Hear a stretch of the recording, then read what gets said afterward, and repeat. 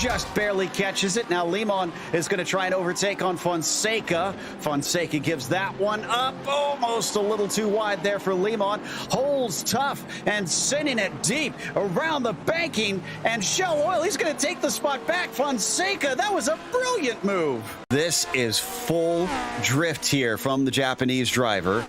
Watch this. Unreal. That car should not be still going. That is just seat-of-your-pants stuff. Yeah, absolutely. I mean, it just kind of landed a little bit wrong for him, but fortunately, at least pointed in the right direction. This was crazy, though. And hasn't been shaken, but man, is he close to that wall. Look at it. Look at the oversteer. He looks to the inside. Michael tried to cover off. He's going to squeeze him down a little bit. Tries to open up the corner. Cut back and see if he can get the launch, and it's much quicker off. Oh, but he covers him down to the inside. Oh my goodness, covers him down to the inside. I think there may have been a little bit of contact there, but Michael Johnson going to get the benefit of the draft here. You can see him closing down on the back of the 79. And there's the late move from Michael going down to the inside, trying to get into the braking zone. The red mist is up for these two, and down into the braking. Can Johnson get it done? Yes, he does. Don't count out Travis. Tries to cut back. Goes the long way around. Nothing doing. No, he holds tight. He could try and get it in there. No, now he starts to fall back. Starts to fall back, gonna try to send it a little bit on the outside of 15. Sometimes you can get a crossover there, but not gonna work. He's gonna have a wider line now into Turkey to try to carry a little bit more speed, but he's not gonna find an easy way to try to get on by. And indeed, Michael Johnson just slides that car off the apex a little bit to prevent off any attack.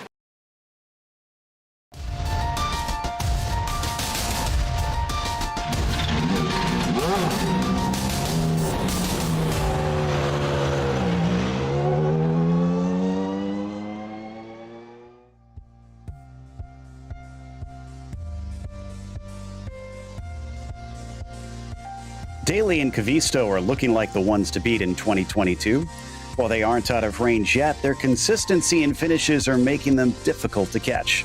But with Daly looking to take that number one off the hands of the Finn, he has extra motivation underneath him. Will Charlotte allow Kali to strike back to return to the top?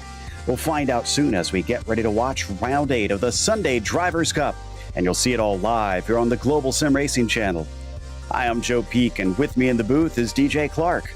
Behind the scenes is our director, Ryan Bauer, and he's using cameras provided by Dougie Beard.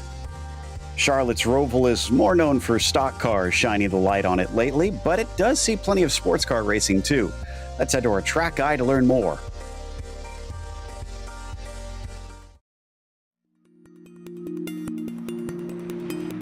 Welcome to Charlotte Motor Speedway. Until a few years ago, most race fans probably didn't know that this track had a road course layout. Thanks to a huge revamp to prepare for NASCAR to race on it, the Roval is now a top-tier facility. Situated in the northeast corner of Charlotte, North Carolina, there's a whopping 6 different road course layouts. They range from just under a mile to a little over 2 miles in length. Like most Rovals, the high-speed banking on the oval portion makes up the majority of the lap length. However, one unique feature that isn't often seen on other Rovals is that this track includes a decent amount of elevation change. Passing is often difficult, and the 2 chicanes on the oval portion are notorious for their unforgiving curbing. Lesser-powered cars find overtakes a bit easier with the slipstream on the banking, but anything with some oomph is going to have to work very hard to get by their rivals. If anything, attrition often rears its ugly head, and simply keeping the car pointed forward and clean will net you a good finish. While the debate rages on among gearheads on whether oval cars should race here, one thing is for sure, it provides some wild action and almost never disappoints the fans in the stands.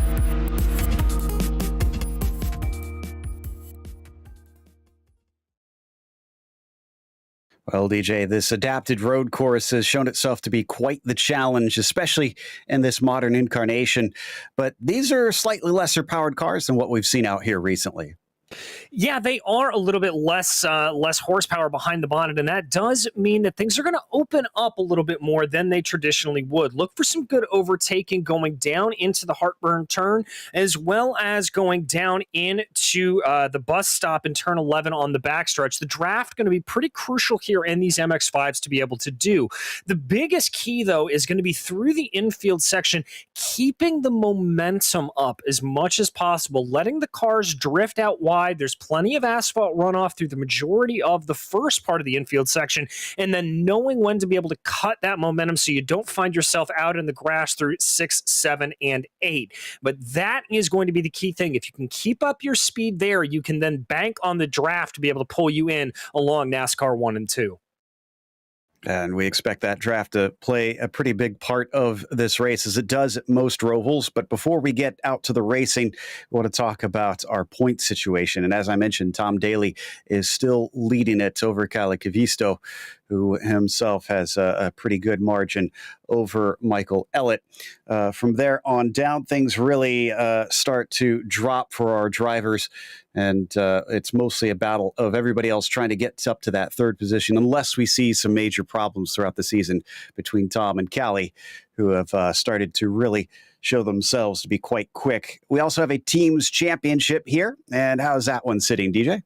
Well, it's a little bit closer at the top, with Positive Delta Motorsports only holding on to a 9-point lead over Wampy Motorsports. Spirit 14, about 30 points back of them. iRacing Netherlands in a tight battle there. And then, like in that Drivers' Championship, we've got a pretty big jump back. Simtech Racing, GIF Racing there, involved in a tight battle with TGR as well. Kind of Sus Racing back there in 8th, and a little bit of an island unto themselves, with 2G Parts and Equipment Racing in a very, very tight fight there with Zancho Mamba. They also have a Nations Cup in this series, and that is currently being led by Ireland, has since day one, essentially, of this season. Finland still trying to play catch-up, as the Netherlands have been staying relatively close, and at times they've been contributing good points in this fight, but can't seem to hold on to those top two. From there on down, look at Spain and South Africa have been kind of swapping back and forth quite a bit. And then Brazil and Portugal also have been in a tight fight for 7th and 8th. Still a lot of racing left to go in the season, so this could easily swap around. As for today's race, what are we in for, DJ? Well, it is the 8th of 20 races over the course of this season. It's going to be an 18-lap race that should figure out to about 30 minutes or so. It is fixed setup, so it's all down to driver skill around here, and you do get some bonus points available, one for pole and one for fastest lap. In fact, they're working on that pole position right now, and Michael Ellett actually has that provisional pole. He's out running by himself, and he might want to find a partner. Nope, never mind. Stefan Alderding has just taken the pole away from him in the number 51 car, and now Kalle Kavisto is suddenly at the top. So it is changing around very, very quickly. The point I was about to make, DJ, is that those out there by themselves might want to find a partner soon, because I have to imagine the draft is going to make a big difference. Yeah, it's going to be a big, big difference as we watch Tom Daly here straddling the line on the apron. And the good thing about these MX-5s, a non-aero dependent car, so they don't really have to worry about the dirty air coming off the back of the car and upsetting them. Oh, as we've got a little bit of kerfluffle there coming to the line. Ooh, yeah, not sure what caused that. I think that was Ellett. Yeah, that was Michael Ellett there. So not sure who it was with him having issues. He's got a car coming out right next to him on the pit lane, and that's Victor Oliveira. So Victor's going to get a nice little slipstream. We'll see if he pays that back to Michael later on. But it is still tight margins at the very top, and it is currently 0.050 between Cavisto and Alderding. Yeah, it's a very, very tight run at the top there. It's about 1.17 seconds between Alderding and Ellett, but we are talking about hundreds and thousands of a second that these drivers are off one another. It seems very evenly matched across the entire field here today, Joe. No gap right now looks like it's any larger than 0.3 of a second up and down through the field. And in fact, down to 20th, it's still only 2.8 seconds. So they're doing a pretty good job on this one of keeping it close. Looks like Pedro Marimon just put himself into 6th with a little help from the slipstream of Arturo Davila. But as we ride with the South African down out of the final chicane and onto the oval once again, let's see if this one's going to be any quicker. I'm not seeing a particularly fast time from him right now. So the number 2 looking like he might have to cycle back around once again. The other interesting thing with this, DJ, is that this series is just a straight sprint, a little bit different compared to a lot of them that we covered that include a pit stop in there, especially in these lesser powered cars where slipstreaming almost always means the fuel saving. But today, no such shenanigans like that. No, that draft is all going to be about speed and trying to maximize the positions you can gain in it. You don't have to worry about lifting off of the throttle a little bit. The only reason you may see some of that is if you maybe want to time your passes a little bit right. You know, this is a roval, so we are dealing with a large portion of this being an oval. And when you start to do the count back from the 18th lap, where you want to position your car, I've got to think that you want to probably get a good run coming out of the bus stop and maybe be in second coming around NASCAR 3 and 4, and that can really set you up well for a good run. Oh, wow. Alderding just abandons that lap completely right at the line, so he wasn't happy, as Oliveira will have to abandon this one as he pounds it against the wall coming into NASCAR 1. But Zvedanov has since taken the pole away from Cavisto. So he's found some pace, and that, I think, was partly due to some of the slipstream that he got on that last lap. This is Sander Ware, though, in the meantime, and he is currently in the 11th spot. He's actually also getting himself a pretty good tow with Leif Jur, who's just in front of him, but it looks like Leif might be holding him up slightly on the infield. Yeah, and that's the one problem you run into running in that close of proximity to one another is you've got to check yourself up a little bit coming through the corners, and you've got to be able to keep an eye out on that. Now, as we watch Sander, though, this is where that draft is going to be big. Oh, contact into the wall, and that's going to lose that draft buddy for the Spirit 14 driver. So he gets all of the inconvenience in the infield, but none of the help on the parts where he needs it. So Sander basically is just going to have to cycle back around, give it another go. Still see most of the drivers out there right now. In fact, I think all but maybe 2 of them are currently on course and rolling as Sander through the first chicane of 2. And then he is going to get a little help here. This is Davila just in front of him, but it looks like Arturo is going to pull up to the high side, so that won't give him the advantage there on the first part of the corner. So, in fact, he doesn't pull down at all. He's going to pull out of the way and allow his teammate by. Yeah, he is. I'm a little bit surprised that he wasn't down further onto the line there to try to help him out, but let's see what Sander's got as he crosses over the line. That is going to be an improvement. It's only going to bump him up 1 position, though, up into 12th with a 33.267. So coming down onto the infield once more, we head back to Ellett, who does not look like he is improving. Zvedanov looked like he might, as he is about 0.2 up on his best time. As Ellett's going to practice pit entry, we're going to look over to Iordinen, and he does indeed have a nice little toe there. That is Van Dallemans just in front of him in the 19.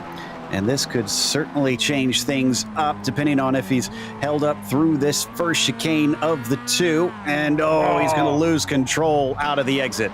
And that's a real shame, Joe. He was purple through Sector 1 and set a personal best time in Sector 3, so he was definitely on a flyer there. You can see just how much he was pushing, trying to do that. We've got another car coming back through the final chicane there. That's Peter Reed. Have to say, looked a little bit squirrely under braking, not a completely stable car underneath him by the look of it. So the Brit will carry on, and checking to see who else is on a good one. It looks like Geddes and Dixon also might be improving here. Dixon's the first to cross, and he does go quicker, but it's only up into 27th. Meanwhile, David Geddes in the 15th as we ride with Cavisto here through the banking. Ooh, David up to 11th there in the number 15 car. So nice work by him, as Cavisto sees a lot of smoke into the chicane on the backstretch. Not sure what that's about, but it looks like it's clear by the time he gets there, although he takes a lot of curb. And though these cars can take the turtles pretty well, DJ, I gotta think that's not necessarily always gonna be fast. No, for the simple reason that when you take that much curb, Joe, you've got two wheels up into the air and you're not able to apply maximum throttle down off of the corner. You want to take a little bit of it, but you don't want to necessarily be running on a two-wheel setup like that. Oh, very close there for Cali. Is going to be able to improve, though. Is that enough? It is. In fact, he is now a tenth and a half ahead of Zvedanov, who is back out on the track, but I think he's on his out lap right now. So back to Alderding, who is in third position. Just went by Merriman, who pulled off and let him through. Doesn't look like it's quicker for the 51 car for the time being, but the Dutch driver sends it into the chicane anyways. Not really a good time to try and pull in, even though he could get back out and try to get a flyer in.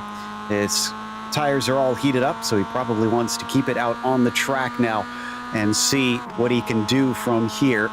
As we come up to the last chicane, will the 51 be able to find some time? Well, let's see. I'm not seeing any green or purple sectors being set quite yet, but that doesn't mean he doesn't have some time underneath that car. Keeps it off of the wall and not going to be faster. Certainly not anybody else behind them on a flyer. Not seeing anybody currently. Although Cavisto is looking like he might take another 10th off of things. And the number one machine, there he is right now, as he comes through the final two banked corners out of NASCAR 3 and 4 up to the front stretch chicane. Very tricky and swift chicane as well, with the wall right to the outside. Look at how close he's going to have to get here. Can he stay off of it? He does. Slides it through, and he goes even quicker. A 32.2 now. He is almost 3/10 ahead of Zvedanov, who has parked the car. He's done with qualifying. And Joe, that's just about the biggest gap we have in the entire field there. So that is a mega run for Cali Cavisto. Alderding now, he is still out on a hot lap right now, so he'll be able to see if he's got anything underneath him, as we've got about 40 seconds left to go in this session. Drivers will be able to complete their hot laps. So Alderding here may just get around to start one more. That's going to be tight. Peter Reed just improved, and he goes up to 11th position. Nice work by him. Alderding is definitely getting a tow. So what is this going to mean by the time he reaches the start-finish line? He's about 2/10 down. So not expecting a lot, but you never know. He's pretty tidy through here, and he isn't held up by his rival in front of him as he crosses the line. No, he's about a 10th off of his best. Yeah, but crucially, and never mind, there goes my point about him being able to start a new flying lap. That contact there from Alderding will invalidate the lap, so he's just going around for practice here at this point. That is a real shame. And yeah, I think it looks like he's going to park it after that. So Rentinen in the 36 is going to be next. He'll be followed by his fellow Finn, as there may be some national shenanigans going on here, as Cavisto, trying to get even more time on everybody else, comes across the line, and this time he does not improve. So This will at least give some relief to those others that were hoping they could try and run him down on this last lap. Kirk's going to be next. Looks like Peter Reed and then Bruno Albano are next 3 to cross the line. This is Xavi Lopez that we're seeing in 8th position. He's about 7/10 off the pole. Yeah, and seeing some good times here out of Peter Reed as he's about ready to cross the line, so we may see an improvement. That was a big jump he had earlier on. Xavi has a good line there coming off of the corner. Waiting to see now as the rest of the times come across the board. It's not going to be an improvement there for Peter Reed, so he'll stay where he is, as Xavi will be, I believe, the last driver here to cross over the line to set a time. Ware just crossed, and that lap didn't count for him. You've got Geddes pitting in. He's not happy with that lap. Sousa and Marimon are approaching, with Marimon getting a big pull from the number 65 machine. And down into the line, Pedro's going to hit the wall. Sousa crosses but doesn't improve. What about Sander, who we're watching on screen right now? Looks like he will stay in 8th as he doesn't go any quicker. So that ends our starting grid, as all the qualifying is set from here. And Cali Cavisto looks like he's got quite the margin. He's going to need that if he wants to pull out of the slipstream from those chasing behind him. There you see the weather up at the top with pretty decent conditions at 81 Fahrenheit, 27 Celsius, and very little wind for our drivers to have to deal with. So let's head through that grid here today. As I mentioned, Cavisto starting on the pole here, as Vedinov will be in 2nd and Tom Daly will start from 3rd. Stefan Alderding will be P4. You've got Michael Ellett in 5th, followed by Stephen Orrell in 6th position. Victor Oliveira starts 7th. Xavi Lopez 8th, and Pedro Marimon 9th, with Sander Ware only starting 10th today. In 11th, it's going to be Peter Reed, followed by David Geddes, with Bruno Albino and Leif Derhus in 14th. 15th will be Mackenzie Mann, followed by Kali Ratsinen, Alvaro Rodriguez, and Nuno Sousa will be in row 9, with Willem van Rassel and Bart Verkerk in 20th. David Mitchell starts from 21st. It's Sven Dalemans in 22nd. Renee Zegelar starts P23. You've got Jason Guerrara in the 24th spot. Tim Lancaster 25th, and Martin Dixon 26th. All 27 cars have put a time in, with Davila starting at the back of the grid. And unlike their typical starts here in this series, they are going to go for a rolling start. Typically, it is a standing start here in these MX-5s for the Sunday Drivers' Cup. But I'm assuming, and we were actually wondering this in the lead-up, assuming that the fact that they probably would have gridded up into the chicane caused them to go for the rolling start method here.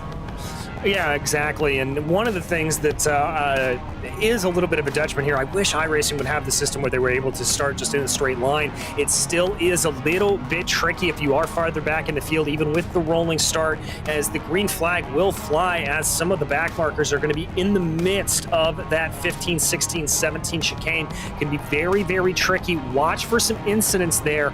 I would not be surprised if you see a driver or two coming off on the wrong side of the light.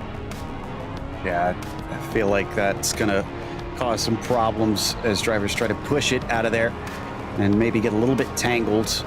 But I'm also concerned about the run down here into Heartburn Turn, because it gets kind of narrow into here, and it's basically like a street course, as we had a strange blinking with somebody. I'm trying to make out who that is. I think it was Tom Daly. It almost looked like he wrecked or something. It was highly unusual, and we'll try and see if he is able to get that sorted out. But I was about to say the narrowing up into that first part after the first corner, DJ, a lot of cars all trying to cycle down into that narrow run, to me, is bad news. Yeah, very much so. And your analogy of running into a street course type scenario like this is very, very true. Specifically that run from turns 2 to 3 right in there. You've got walls right on either side. It's not really until we get to this middle sector of the infield that you've got some runoff to be able to ride off into. So drivers are going to have to be careful. That it's going to be very, very high risk going through there. They do not want to, if I were them, do not want to run afoul of the walls there and compromise your 18-lap race on lap 1. Certainly not. And they come on to the oval portion of the Roval. So if you've always wondered, or if you've ever wondered what we're talking about when we mean that, is a road course and oval portmanteau that has kind of developed in racing circles just to refer to these tracks that are basically they started life as an oval, and suddenly they decided, let's build a road course as part of this. And well, they offer up some interesting results sometimes, but in other cases like this one, they can truly be unique. One of the few road courses or rovals that actually has that elevation change in the midst of it. Yeah, when you think about a roval like Daytona, for example, it's obviously pretty flat around there, and what the designers here at Charlotte were able to do to give that elevation change through the infield really does give it a unique flavor. It's almost a little bit reminiscent of the roval at New Hampshire, when you come up out of the oval itself and crest over the hill on the outside of the circuit. Very, very similar to that kind of feel. Absolutely. And honestly, I'd like to see more rovals kind of implement that inside-outside thing going on. But regardless, the driver's not as concerned with that. They're concerned with the race that is on their hands. 18 laps to try and sprint to the finish and take the checkered flag. And Cavisto might have a good opportunity to beat out Daly, since he continues to blink horribly out there from his start in third place. The pace car is in. Cavisto has control of the field. I'm going to assume he is going to go right in the midst of the chicane, and indeed, he gets the green flag as he is in there. As he accelerates away, he has to actually cover, as Vedinov is going to try and challenge him from the long way around, down in a heartburn turn, but he can't quite get the leg in as the rest of them now come through that quick left-hander. Yes, they do. It looks like, we've got one car around. I see Van Rassel, I think maybe Sousa having some problems, but none of the calamity that we were necessarily predicting. Joe, looks like everybody will be relatively okay. So now on to the infield, and Cavisto still leading. Stefan Alderding managed to get ahead of Daly there at the start. They're starting to drop Elliott. Oh, and there's a car spinning to the outside. That's Victor Oliveira. Actually catches it before it goes around, but he's going to lose a ton of positions.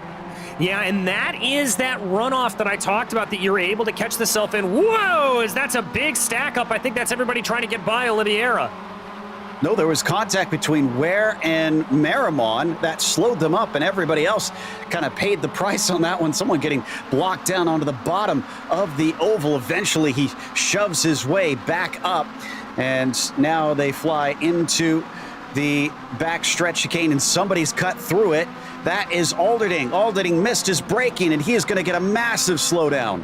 I think part of that, Joe, is that Tom Daly continues to have connection issues here. He is blinking on and off, and Alderding was right next to the Irishman as they went into the braking zone, and that could have been what threw him off. Marimon, you also saw facing the wrong way into that chicane. He carries on in the meantime.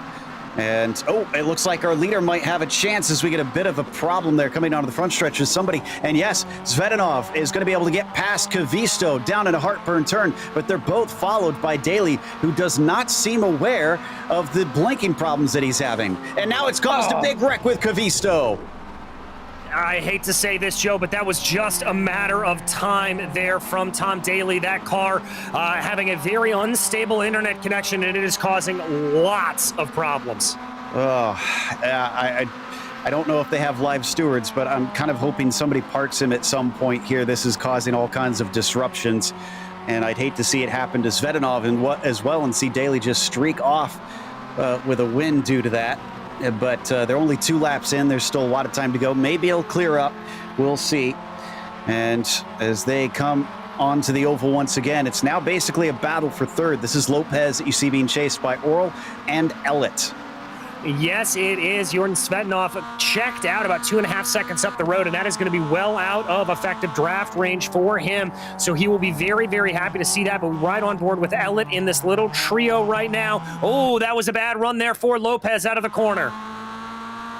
Yeah, and now this means that Orl's got a great chance, but he's going to look to the right-hand side. It's a longer way around. Not sure the banking will help him that much. Still a longer distance for him. And yeah, he he is not able to use that extra momentum. He'll have to stay behind. He's a little tidier, though, through the first part of the chicane, but even better than him, it looks like Michael Ellett has carried speed. He comes down at a heartburn turn, and he snatches that 4th place away.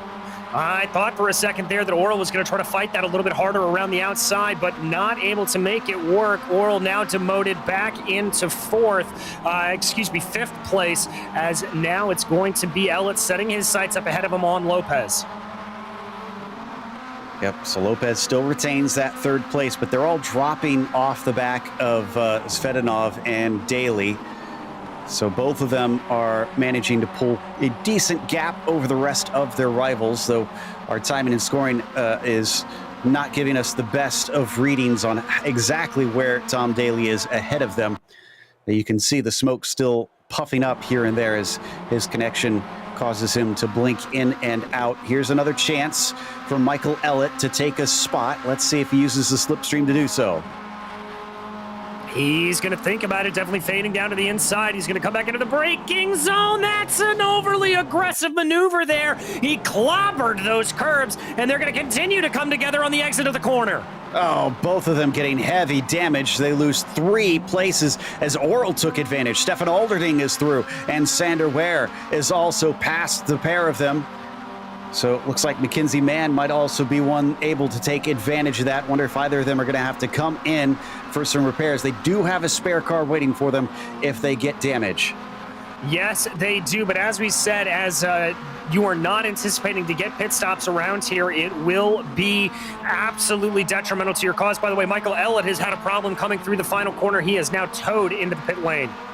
Wow. So we've seen some real problems here early on amongst our drivers as these 3 get promoted up into 3rd, 4th, and 5th. A lap ago, we saw 3 completely different drivers in these positions, and here is Jason Guerrara, one of the few Americans in this series, currently running 14th. Yeah, and he's having a great run out there. He is up 10 positions on the day, which ties him for the 2nd highest mover with Sven Dallemann's Tim Lancaster, currently your biggest mover, up 14. Still haven't seen a change up at the very front. Svetanov leads Daly in 1st and 2nd. And it has been the battle for 3rd that has been the most entrancing, even though it has changed hands a couple times. As here we come onto the oval. This is an interesting fight that we've got on our hands, side by side between Merrimon and looks like Dallemann's down to his bottom side there in the 19. Yeah, Merrimon trying to recover a little bit from that early incident that he had. Now this is going to be on the outside, going down into the bus stop. Let's see who's later on the binders. Looks like Merrimon's able to carry the speed, but they're going to be side by side. That's going to be a wide run there, and that's going to have to check them up. And Jason Guerrara just had a spin as well. Very similar issue going side by side into the corner. He'll get back on his feet. Verkerk looks like he might have been involved as he is slow off the turn. So Calamity Corner right now is that backstretch chicane.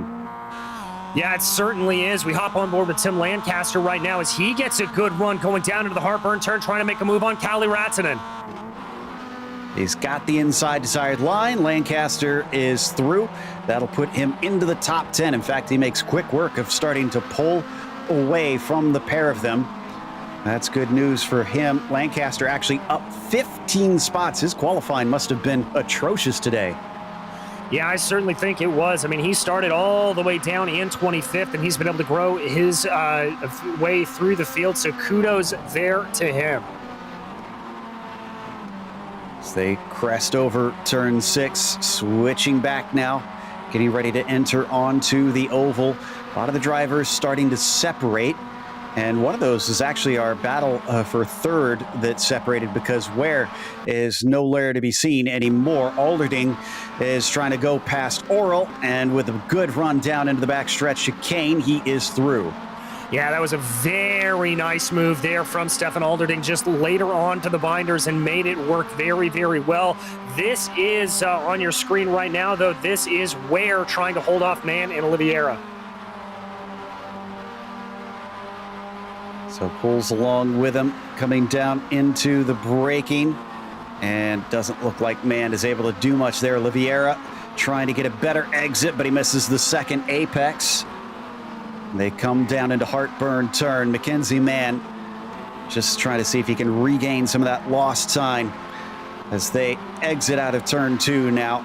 Another part where there's just nowhere to go if an accident starts to happen. Thankfully, they all get through there nice and safe. And look at that. Olivier is starting to creep up on the rear bumper of that 11 car. Yeah, I'm getting the sense here that Mackenzie Mann may be a little bit slow, that he may be just getting impeded here by Xander Ware. I think he's got a little bit more speed than Xander. He needs to try to get on by as to make sure that Olivier is not going to be able to get an overtake done on him. So as they fly onto the oval, it should pull Mackenzie back up to Xander, but Olivier is a lot closer. Not seeing as much of a tug as I was expecting from the car ahead. It seems like these MX-5s don't seem to maybe get up to a high enough speed here. Yeah, that's part of it, Joe. The other thing is that truthfully, this Charlotte Roval does a great job of really breaking up the banking. It's not like Daytona where you're able to get that super long run all the way down into turn 1. Here at Charlotte, it's broken up by both of the chicanes, although that's not going to stop Mackenzie Mann from trying to make a move down to the inside of Xander Ware. They come off of the last chicane. Olivier pokes his nose. Oh, but a late defense there from Xander Ware to try and keep him back. A shallow entry will make him slow off the corner, but I don't think Victor got the launch that he quite wanted. They'll switch once again with Victor now looking to the inside, and they are still going to stay in position as he swings a little bit too far wide and loses yet more time. Tries to use it to his advantage. Great exit off of turn 4. Yeah, and that's exactly what I was talking about a little bit earlier on, Joe, with the momentum that you can carry through the middle portions of this infield. There's lots of that paved runoff there on the outside, and you can run a little bit of a wider line to make it work. And there again, we're seeing him run a wide line. Now, that coming onto the banking did definitely cost him some time and wasn't worth the benefit, but you can see him experimenting, trying to get his way on forward. Sometimes that's what you got to do, just try and poke and prod, see what different things you could do to get yourself an opportunity. So we watch Pedro Marimon coming along through the first 2 corners here. He's going to be side by side coming down towards the chicane. That's Rantanen to his inside. Rantanen breaks much earlier, but that's the right place to break because wide goes Marimon. Pedro going to get a slowdown penalty as he has to give the time back. Yeah, you're not allowed to cut through there. That'll be automatically given by iRacing as they go through. So unfortunate there for Pedro Marimon. You see him just trying to carry as much speed as he can on the outside line there and just hoping to bleed a little bit of time away, not give up too much time. It looks like he's been able to do it, and now he is going to just tuck himself back into line behind Rantanen. Yeah, nicely done there by Pedro. I thought for sure he was going to fall out of the slipstream, but no, he kept it in, and in fact, he's going to stick it in down into the first corner and get the spot away. So Pedro is up into 11th. Marimon here, not to be denied. He's down 2 positions on the day. Unfortunately, he does have a bit of room to be able to get up to the next car, which is going to be Tim Lancaster. That gap looking to be about 4 seconds right now. Not as many battles as we had earlier on in this race. We still have plenty to go here, but that 3rd and 4th place battle remains incredibly tight. In fact, Orel has got a great run on Alderding. I wonder if we might see a move down to the backstretch. In fact, yes, it looks like Stephen Orel is going to try and get his attack on into that last and that backstretch chicane, and he is through. Alderding has no defense. He doesn't have defense, but what he might have is a little bit of momentum here. You can see that number 51 just closing in a little bit on the back of Stephen Orel. He's going to have to go the long way around on the oval, which will blunt his momentum a little bit, but he will have the preferred line as they break down into turn 15. Is he able to woe it up? Nope, that's going to be a cut course. Absolutely not. He bailed on that one very early, and he's going to try and give it back now. He's going to have to give back a ton of time here. And maybe he's just hoping he'll be ahead when they are in a harder-to-pass section. No, he holds off to the side as we got a problem with Xander Ware once again. And now he's going to fall to 10th through the last chicane. Did he have help, or was this all his own doing? I believe he had a little bit of help, Joe. I can't tell you who the car was, but I definitely saw 2 cars involved in that and some very, very heavy damage to the left side of that Miata. Not looking great. I think it was Victor Oliveira in the 13. They tried to go side by side into that corner, and it worked miserably for the pair of them. So the chicanes have caught out car after car here today. It might look simple from the surface, but this track is just downright diabolical sometimes. Yeah, it really is. It is deceptively difficult to really nail. The chicanes around here, specifically the big curving on the inside, it is just ready to bite you at any possible moment.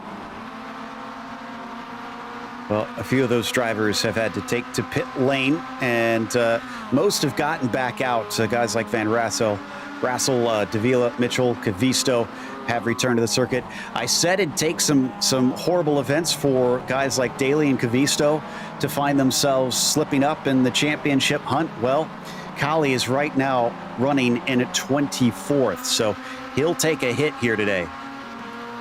Yeah, I certainly will. And Daly, obviously, with those connection issues that we continue to see him have a little bit, he may run into a little bit of trouble if that continues to plague him. We're at the halfway point now with 9 laps to go for our drivers. A look down to the inside and a heartburn turn. Sousa wants to try and get by Geddes, but it looks like David will retain that 8th position. It's up 4 spots for David, but the car in front of them that you can see, Tim Lancaster, that's up 18 now for that 73 hailing out of New England. Yeah, good run for Lancaster. He's only got 1.6 seconds to try to get up to Leif Derhus up ahead of him, and I think with 9 to go, that is perfectly enough time, although he does have to watch out from Geddes from behind him. Yeah, can't get too complacent, no doubt. And so I think Alderding just went by Oral once again, so 3rd and 4th changing hands for yet another time. Yeah, these two continue their battle. Looks like a pretty good run there off the corner for Stephen Oral. He's going to tuck up behind, see what he can do as they get down there. I think this is one of the better runs. Now he's going to have to go the long way around, as that is Alderding just hugging that blue line on the apron. That's the good way to run. Oral's going to have to back off. Well, yeah, I haven't seen these two guys fall victim to the same problems everybody else has, which has been trying to go side by side into the chicane. When they've made passes, they've been single file. We're back with Peter Reed in the meantime, and he is chasing on Verkerk. Also in front of the pair of them, Jason Guerrara, and the number 35 has put a little distance there coming out of the chicane, but before that, he was quite close to them. Yeah, he was just a little bit of distance. You can see there, Reed starting to catch up to the back of that number 40 of Verkerk. Is he going to have a late maneuver? He thought about it, but it's not going to work. Don't need to see more drivers get spun out here into these chicanes, guys. Let's make it to the finish of this one. Down at a heartburn turn once again. And these three remain tied at the hip. Reed chasing Verkerk, chasing Guerrara. As they come into the infield portion, does look like Jason is doing a great job of keeping them out of reach, of being able to try and attack. Instead, Verkerk is having to watch his mirrors because Peter Reed is frighteningly close. Yeah, very close indeed. Reed's starting to put the pressure on. He's just got to focus here, get a good run out of 7 and 8, and he should have a little bit of a move. Already poking his nose down to the inside. This is that crucial corner, and it looks like he's got a good run. He's got a good run. He's got a little bit of the draft on him, too. So that should help out. It depends on where he's able to use that slingshot. In the corners themselves, doesn't seem to work. Maybe down the back stretch, but he's going to have to go around the long way. And he breaks extremely early, allowing Verkerk to take the spot. Yeah, Verkerk says thank you very much. And Stefan Alderding setting the fastest lap of the race as he continues to battle with Stephen Oral. A little bit interesting there between that. I wouldn't have expected that time to come from Alderding, but he certainly put it down. Back around to the front stretch once again as these drivers... Oh, another very late lunge from Peter Reed as well. He looks very good on the brakes, but it doesn't seem like he's close enough that he could really do anything with it.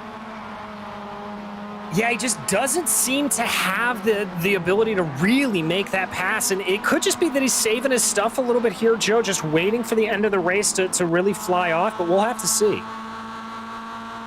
Meanwhile, back to Orel and Alderding, the never-ending fight for third place. Last step on the podium.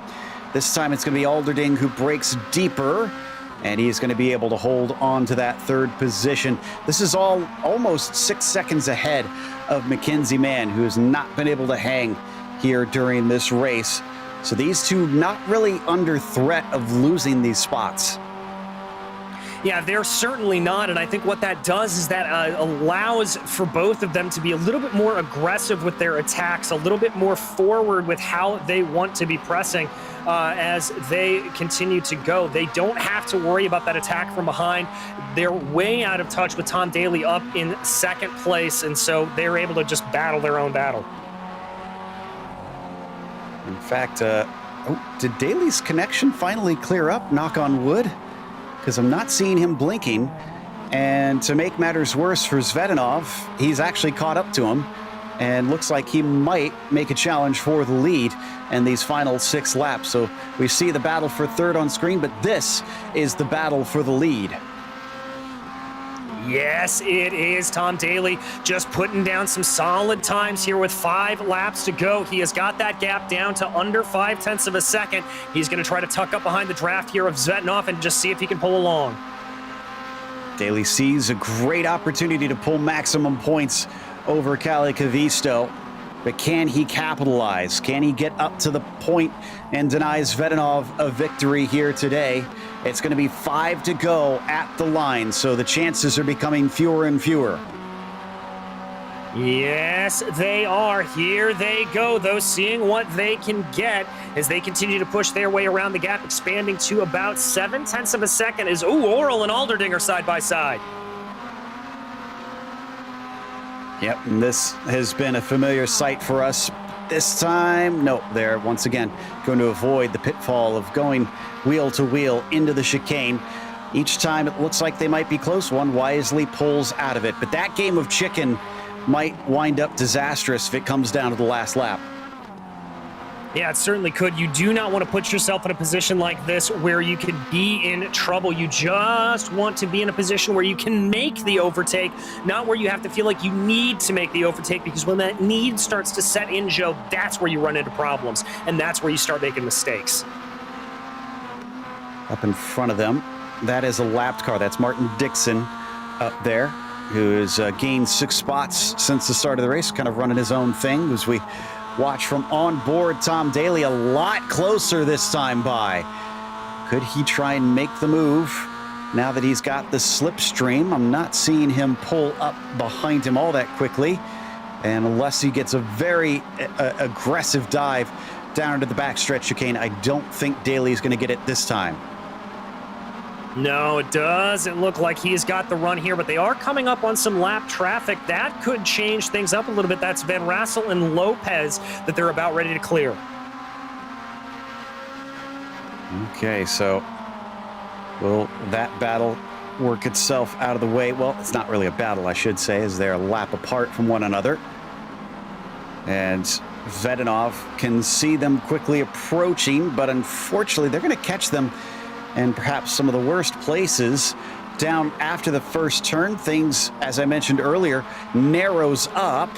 Unless they can find a way to hop out of the way, this is going to be a little bit sketchy. Yeah, this is not where you want to be catching that lap traffic, and there you see him trying to get out of the way for the leaders, but it's still going to be a problem. Now Peter Reed and Xavi Lopez, the two they're going to have to worry about. He's just getting closer and closer to the finish here. And behind them, how close is Alderding? Oh man, nowhere to be seen. It's a long ways back to the 51. So I doubt they'll be under threat from the battle for third place. They are free to race from here. The question is, how do you place your car? Like you mentioned, DJ, trying to figure out the strategical slant of this style of racing. Where does Tom try and place himself to get the overtake, or alternately Zvedanov place himself to prevent the overtake? Exactly. I think that's what he's got to try to do. And if you're Zvetinov, what you want to do is you just have to focus on the exit out of that corner. If you can nail that exit, you're going to be in the clear. I think for Daly, he's got to focus on maybe trying to get close enough to back up that penultimate chicane, try to make things work. But the traffic here playing to Zvetinov's advantage right now. Some of this style of racing really is just down to traffic management, knowing how to put yourself in the right position. Peter Reed's still going to play a bit of a block here. In fact, they're going to try and go almost 3 wide, and this could end up bad. Are they going to give each other space? Just barely. That was Reed and Lopez barely letting them squeak through.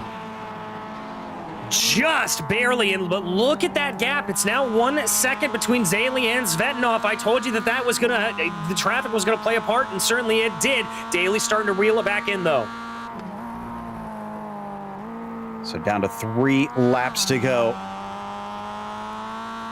Don't think Alderding's pulling it in. If he is, it's minor. Yeah, it's down to about 5.8 seconds. That's too little, too late amongst them. They got to hope for a lot more traffic to box in your top 2. And they are getting up to some of it. No, excuse me, they had just passed them. That was Reed and Lopez I was looking at. So they've already overtaken them, and then the next one up might not actually be caught before the end of the race. Michael Ellett, the next one up. Oh, how the mighty have fallen in his case. Yeah, indeed. He has had a very, very rough race all the way down in the field there, so that is not what he wants to see, and what Tom Daly doesn't want to see is Jordan Zvetinov being able to hold out a little bit longer here. Going to be given the 2 to go as we come back to Oral once again. The UK driver still chasing on Alderding, but I haven't seen as many moves lately. I wonder if he's backing it up, cooling the tires down, hoping that he can do one last charge on this. Yeah, that's what he's going to want to do here, but we've got to see it. 2 to go for these drivers. It is starting to be in crunch time. Got a bit of a battle farther down in the field. Guerrara managed to just go by Dallemans on the backstretch. Nicely done to the 35 car. Up 14 positions for him. So we've had a couple very good chargers through the field here today. Penultimate lap as the battle between Alderding and Oral remains a scant 0.4 of a second. Same distance between Tom Daly and Jordan and Zvetinov. Exactly, as the time is running out, although I will say Daly here, as they work their way through NASCAR 1 and 2, has been able to close that gap down to under 0.5 of a second. There you can see it on your screen.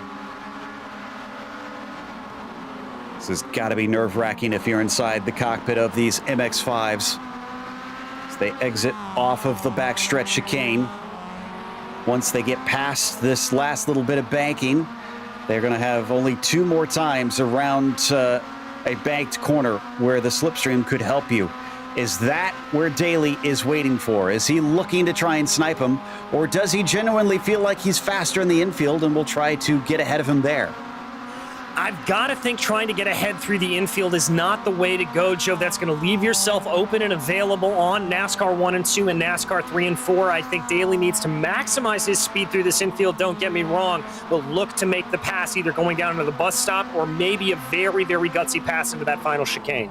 Mentioned earlier about the bonus point for fastest lap. Oral just snagged that away from a lot of our front runners in the championship hunt. So he's got to be proud of himself if he can hold on to that before this is done. In fact, trying to compare his best to Zvetinov's, he was about 0.3 quicker. So really smashed that one.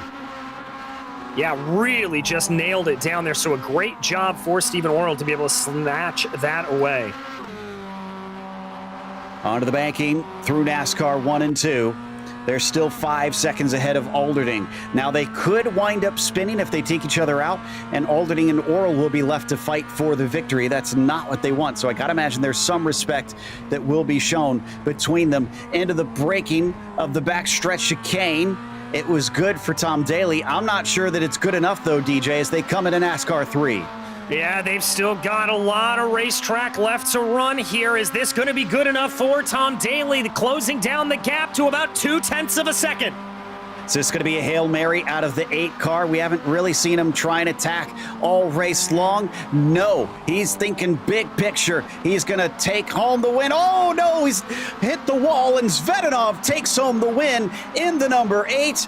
Daly settles for second with a huge slap right at the finish. Alderding beat Orel for that last step on the podium.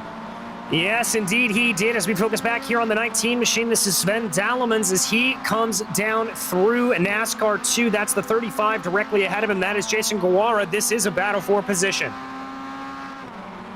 So who's going to be able to come away with that? Guevara has been fighting hard in this race. As I mentioned, up 15 spots. Dallemans up 12 positions from where he began.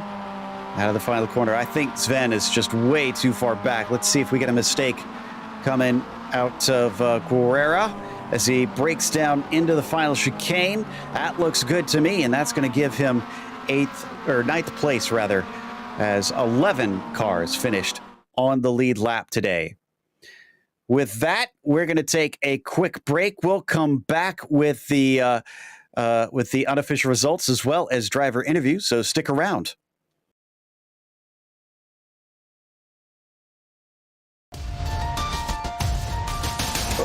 Just barely catches it. Now Limon is going to try and overtake on Fonseca. Fonseca gives that one up. Almost a little too wide there for Limon. Holds tough and sending it deep around the banking. And Shell Oil, he's going to take the spot back. Fonseca, that was a brilliant move. This is full drift here from the Japanese driver.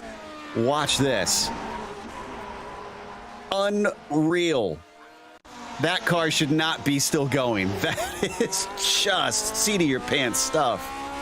Yeah, absolutely. I mean, it just kind of landed a little bit wrong for him, but fortunately, at least pointed in the right direction. This was crazy, though. And hasn't been shaken, but man, they see close to that wall. Look at it. Look at the oversteer. He looks to the inside. Michael tried to cover off. He's going to squeeze him down a little bit. Tries to open up the corner. Cut back and see if he can get the launch, and it's much quicker off. Oh, but he covers him down to the inside. Oh my goodness, covers him down to the inside. I think there may have been a little bit of contact there, but Michael Johnson going to get the benefit of the draft here. You can see him closing down on the back of the 79. And there's the late move from Michael going down to the inside, trying to get into the braking zone. The red mist is up for these two, and down into the braking. Can Johnson get it done? Yes, he does. Don't count out Travis. Tries to cut back. Goes the long way around. Nothing doing. No, he holds tight. He could try and get it in there. No, now he starts to fall back. Starts to fall back, gonna try to send it a little bit on the outside of 15. Sometimes you can get a crossover there, but not gonna work. He's gonna have a wider line now into Turkey to try to carry a little bit more speed, but he's not gonna find an easy way to try to get on by. And indeed, Michael Johnson just slides that car off the apex a little bit to prevent off any attack.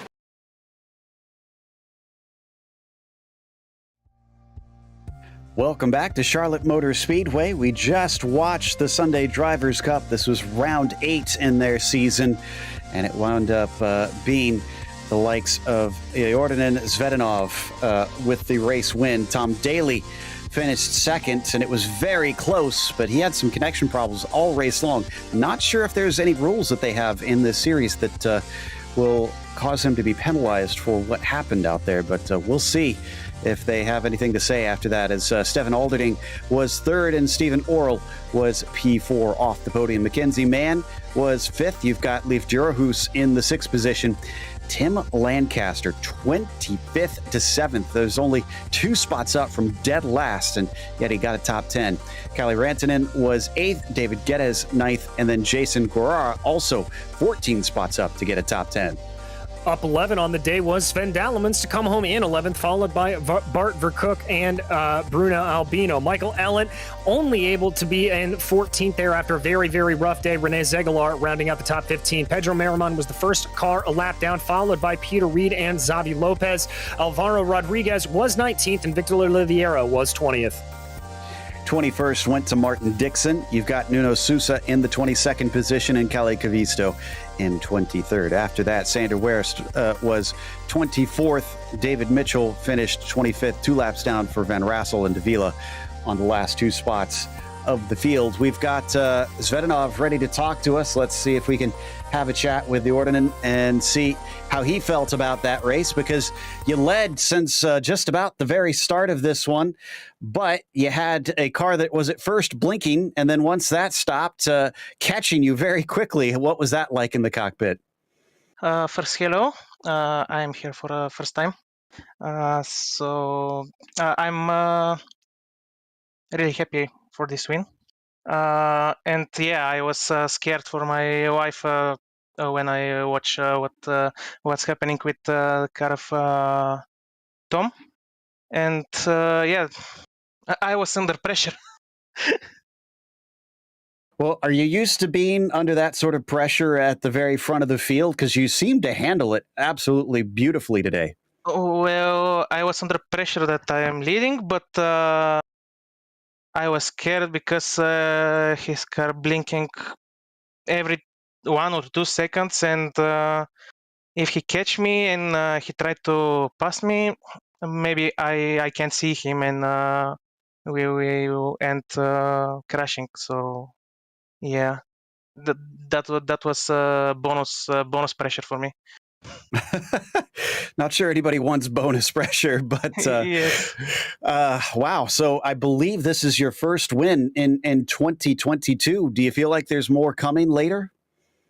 Well, I hope so.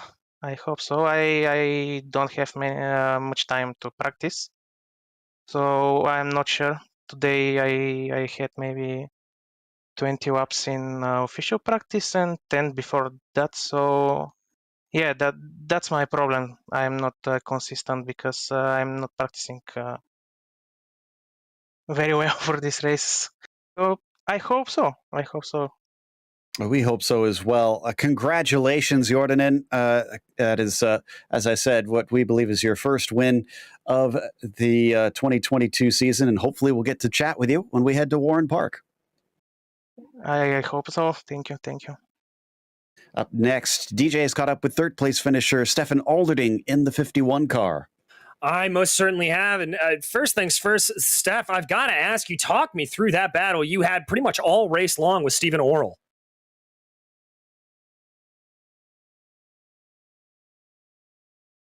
We might have some mic problems here with Stefan. See if we can get him mic'd up here properly. Stefan, you got a copy?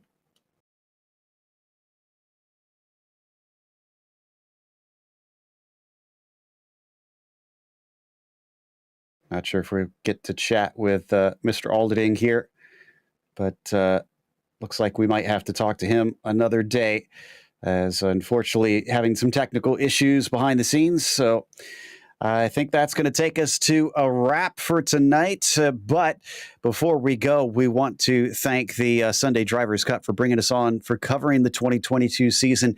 And also, we want to thank the companies that provide the software and hardware for our broadcast listed here on your screen. Additional thanks to June Lalonde, who gives us our wonderful music. Check out her Bandcamp for more great work. And thanks to the team today, DJ, Ryan, and Dougie. You can find more info about GSRC at globalsimracingchannel.com or through our social media. And make sure and check out our merchandise store at gsrc.storenvy.com. We keep a link in the description below. Don't forget to subscribe to our YouTube channel so you don't miss a moment, because as we mentioned, the next race will be at Warren Park. That'll be Sunday, June 5th at 5 p.m. Eastern. We have upcoming races for other series listed on the screen, so check those out, mark them down on your calendar. Up next tonight, the Majors Indy 500 will be at 7:45 p.m. Eastern, and that is one of my favorite events of the year, so I'm looking forward to that. Until next time, though, race clean, race hard. We'll see you on the track.